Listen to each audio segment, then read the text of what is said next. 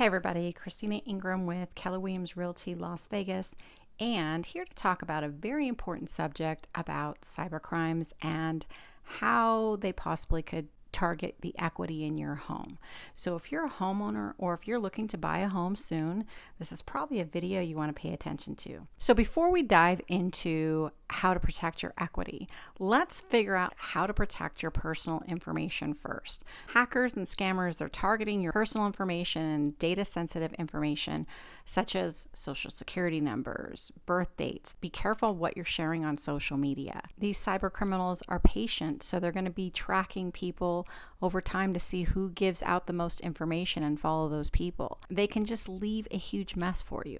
So there are several steps that you can do. Number one, be careful on what type of sensitive data you're sharing, especially on social media, with how connected we are these days through Instagram, Facebook, YouTube, Twitter. Just be careful on what type of sensitive data information and personal information that you're sharing. Also, emails, click schemes on social media as well. So through emails, any type of direct messaging, what they're sending you to click on sometimes masks some people that you know. So you're going to want to make sure that you call that person first and say, hey, did you send this to me? Before you just go clicking on clicks. And they target a lot of the senior citizen community because the senior community is not as tech savvy as the younger generations. If you have parents, people of that age, you're going to want to make sure that you help protect them as well. Another good way to do that is change your passwords often. People that you deal with at banks, mortgage brokers, real estate agents, since they are going to be dealing with some of your personal sensitive information as well. Make sure that they have safeguards and ask them what their safeguards are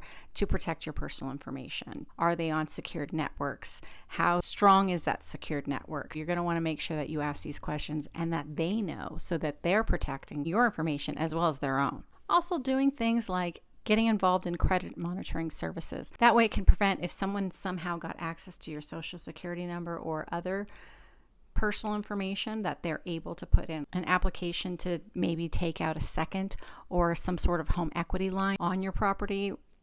Basically, if you're a victim of identity theft, you're going to want to make sure that you're monitoring your credit.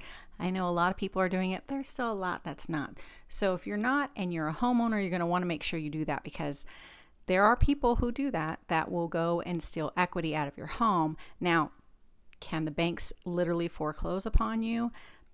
Probably not if you're a victim of identity theft, but it's going to leave a huge mess for you to clean up. Those are some simple steps that you can take. Be careful what you're doing online.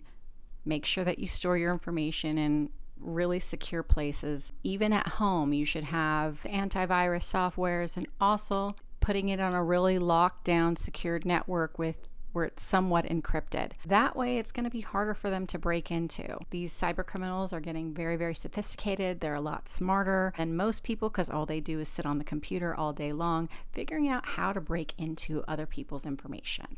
An extra level of protection for your home is always to put it into a trust. Now with a trust, your trust owns the property instead of you directly. There are different type of trusts out there. Now, I'm not an attorney. I would definitely get with an attorney who can set up a trust and recommend what the best trust is for you and your situation. Because with the trust, it's going to be extra level of protection for you as well.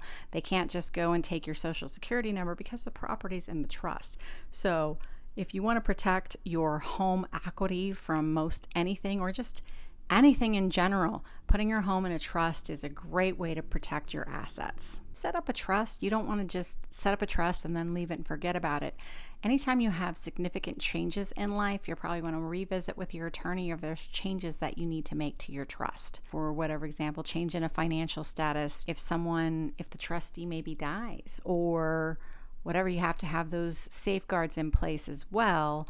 Or if the beneficiaries, maybe if one of them passes away as well. You're going to want to make sure that you revisit your trust maybe every few years or speak with your attorney on any big life event changes that you need to make. If that way you can make changes to your trust that are appropriate.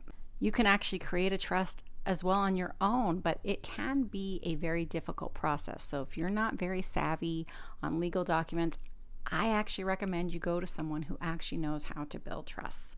I am not that person. I can help recommend a couple. I do have a lot of people I work with that actually set up trusts for other individuals and do estate planning and asset protection. Real quick recap. Make sure that you're monitoring your credit, you're securing your information, and that you are being very, very careful on what you do online. So if you're a homeowner or you're wanting to get into a home, protecting your identity and your credit is very important.